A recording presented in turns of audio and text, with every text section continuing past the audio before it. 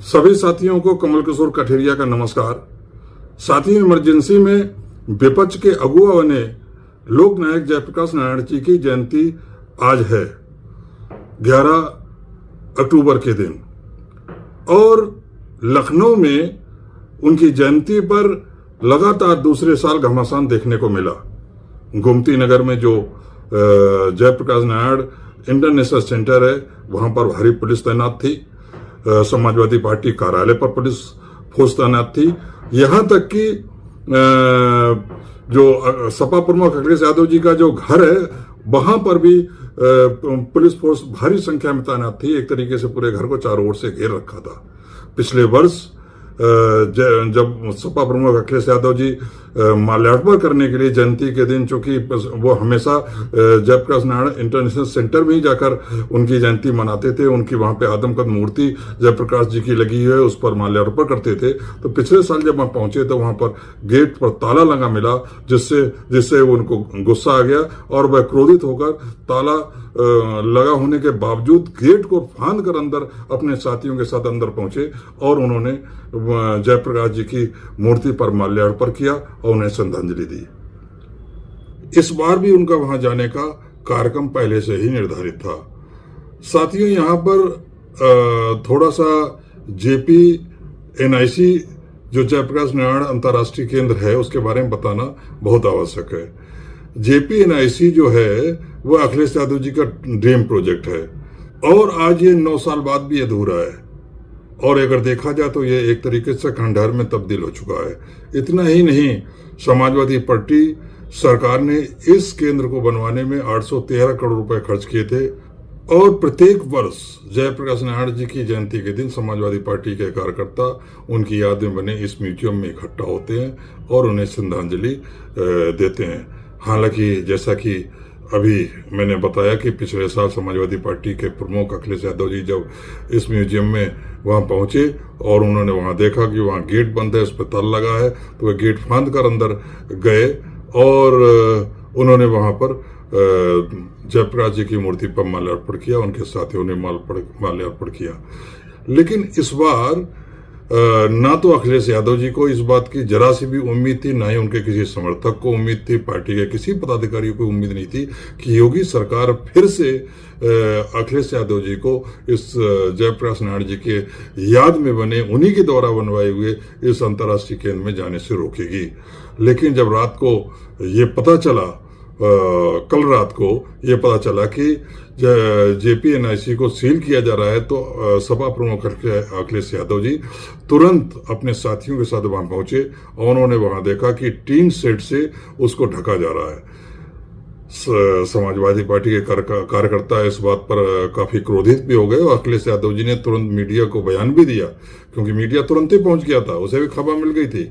अखिलेश यादव जी ने मीडिया को बयान देते हुए कहा कि आखिर टीन सेट से इस केंद्र को ढका क्यों जा रहा है, जयप्रकाश नारायण जी के याद में बने हुए इस केंद्र को टीन सेट से क्यों ढका जा रहा है? क्या सरकार कुछ छिपाने की कोशिश कर रही है? क्योंकि वैसे भी जब टीन सेट से जब तभी ढका जाता है जब अंदर कोई निर्माण कार्य चल रहा हो, लेकिन अंदर कोई निर्माण कार्य नहीं चल रहा है। इसी प्रकार से पूरा केंद्र बंद पड़ा हुआ है। तो फिर जब कोई निर्माण कार्य नहीं चल रहा है तो उसको टीन शेड से क्यों ढका जा रहा है? यही अखिलेश यादव जी ने प्रश्न उठाया कि कहीं सरकार इसे बेचना तो नहीं चाहती है, और वरना वो इसे क्यों छुपाना चाहती है। और बाद में उन्होंने सोशल मीडिया प्लेटफॉर्म X पर भी लिखा कि महापुरुषों को श्रद्धांजलि देने से आखिर कौन किसी को रोकता है, और यदि कोई किसी महापुरुष को श्रद्धांजलि देने से रोकता है तो यह काम सभी लोगों का काम नहीं हो सकता है। और जैसे कि मैंने अभी बताया कि जो JPNC है वो अखिलेश यादव जी का ड्रीम प्रोजेक्ट है। सपा सरकार में 813 करोड़ रुपए इस पर खर्च किए गए थे, और 11 अक्टूबर 2016 को पूर्व मुख्यमंत्री अखिलेश यादव जी जो कि उस समय मुख्यमंत्री थे, उन्होंने यहाँ पर स्पोर्ट्स कॉम्प्लेक्स का उद्घाटन किया था। फिर भी इस पूरे केंद्र को बंद कर दिया गया। समाजवादी पार्टी के 2017 में सरकार से हटते ही, और परिणाम ये है कि आज ये पूरा जयप्रकाश नारायण इंटरनेशनल सेंटर खंडहर बनने के लिए छोड़ दिया गया, एक तरीके से खंडर में तब्दील हो चुका है। बिल्डिंग में टूट फूट शुरू हो चुकी है। मुख्य बिल्डिंग में लगे हुए जो ऊपर टाइल्स थे, जो सामने से दिखते थे, वो तक टूटे हुए साफ दिखाई देते हैं। अब यहाँ पे प्रश्न उठता है कि आखिर सरकार को परेशानी क्या है? भाई, यदि समाजवादी पार्टी के प्रमुख अखिलेश यादव जी अपने साथियों के साथ जयप्रकाश नारायण जी के नाम पर बने इस मेमोरियल में जाते, जहां पर वो हर साल जाते रहे हैं, और वहां जाकर उनकी मूर्ति पर माल्यार्पण करते, नमन करते, श्रद्धांजलि देते, तो उससे योगी सरकार को क्या नुकसान हो जाता? हो सकता है आप समाजवादी विचारधारा को ना मानते हो, लेकिन आपसे तो कहा नहीं जा रहा है कि आप जयप्रकाश जी को श्रद्धांजलि दीजिए। अखिलेश यादव जी समाजवादी विचारधारा को मानते हैं, और समाजवादी विचारधारा के पुरोधा जयप्रकाश नारायण जी थे, राम मनोहर लोहिया के समकालीन थे, उनके मित्र थे। इसलिए यदि वो अपनी विचारधारा के आदर्श महापुरुष के मूर्ति पर उनकी जयंती के दिन माल्यार्पण करने जाते हैं, तो कम से कम उनको तो नहीं रोका जाना चाहिए। और देखा जाए, यदि योगी सरकार अखिलेश यादव जी को इस इंटरनेशनल सेंटर पे जाने से नहीं रोकती, तो ये श्रद्धांजलि कार्यक्रम जो समाजवादी पार्टी वहां करना चाह रही थी, वो शांतिपूर्वक ढंग से संपन्न हो जाता, किसी को पता भी नहीं चलता। मीडिया भी सामान्य तरीके से आती और चली जाती, टीवी पर भी ये दिन भर न्यूज नहीं बनती।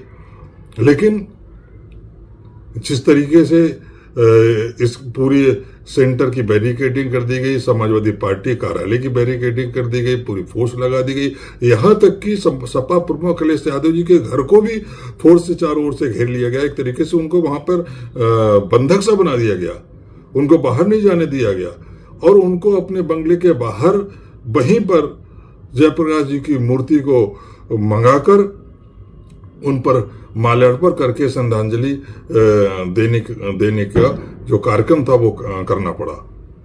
तो ये तो एक तरीके से बहुत ही शर्म की बात है कि कोई व्यक्ति किसी महापुरुष की जयंती के दिन उनकी मूर्ति पर किसी विशेष जगह जाके माल्यार्पण करना चाहता है, और उसको वहां जाने से रोका जाता है। और जो बहाने बताए जा रहे हैं कि साहब वो इसलिए उनको रोका गया क्योंकि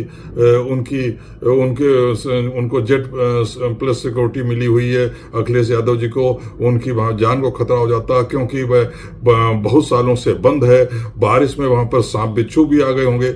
ये तो एक हास्यास्पद चीज है। ये बहाना जो किया जा रहा है, ये बयान ही एक तरीके हास्यास्पद है, कोई भी इसको स्वीकार नहीं कर सकता।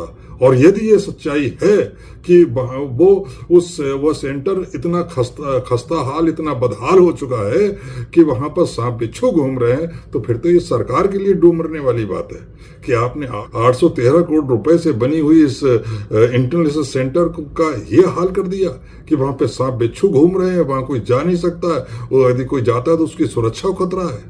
और 813 करोड़ रुपए तो जनता की कमाई थी, ये कोई किसी पार्टी विशेष ने अपने पास से नहीं खर्च किया था। यदि आपको उसमें कोई भ्रष्टाचार लग रहा था, जैसा कि आपके कुछ लोग कह रहे हैं, आज बयान में कह रहे थे, तो भाई 7 साल में आपने क्या किया? 7 साल में आपने कोई जांच नहीं करी, आपने कोई कमी नहीं पाई, कोई चार्जशीट किसी को इशू नहीं करी, तो इसका मतलब कोई भ्रष्टाचार का आरोप का कोई सबूत भी आपको नहीं मिला। फिर आखिर जनता की खून पसीने की कमाई से बने हुए इस सेंटर को इस तरह से बदहाल क्यों किया जा रहा है, इसको बर्बाद क्यों किया जा रहा है? ये जरूर कोई इसमें राज का छुपा हुआ है, जिसे सरकार को बताना चाहिए, स्पष्ट करना चाहिए, क्योंकि इसको जानने का जनता को पूरा हक है। जय संविधान।